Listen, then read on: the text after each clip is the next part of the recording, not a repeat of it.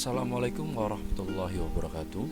Nama saya Nurul Hayan SPD, calon guru penggerak Angkatan 7 UPTD SDN 2 Cadang Pinggan yang bertempat di Desa Cadang Pinggan, Kecamatan Sukagumiwang, Kabupaten Indramayu.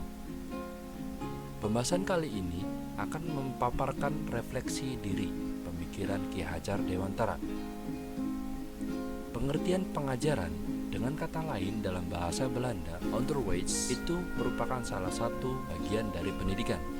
Maksudnya, pengajaran itu tidak lain adalah pendidikan dengan cara memberi ilmu, baik lahir maupun batin. Pendidikan, kata lain dalam bahasa Afrikaans, opvoeding, pada umumnya arti khusus pendidikan mempunyai beragam jenis pengertian. Bisa dikatakan bahwa tiap-tiap aliran hidup, baik aliran agama maupun aliran kemasyarakatan, mempunyai maksud yang berbeda.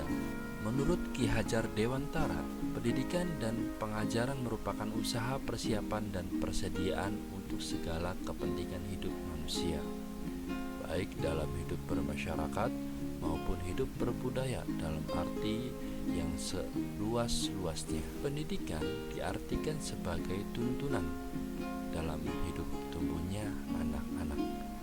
Tujuan pendidikan yaitu menuntun segala kodrat yang ada pada anak agar mereka dapat mencapai keselamatan dan kebahagiaan yang setinggi-tingginya, baik sebagai manusia maupun sebagai anggota masyarakat. Uraian tersebut menurut dasar-dasar pendidikan Ki Hajar Dewantara akan lebih jelas jika kita ambil contoh perbandingannya dengan hidup tumbuh-tumbuhan seorang petani.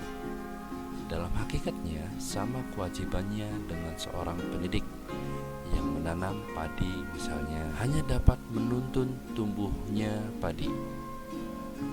Ia dapat memperbaiki kondisi tanah, memelihara tanaman padi, memberikan pupuk dan air, membasmi ulat-ulat atau jamur-jamur yang mengganggu hidup tanaman padi, dan lain sebagainya.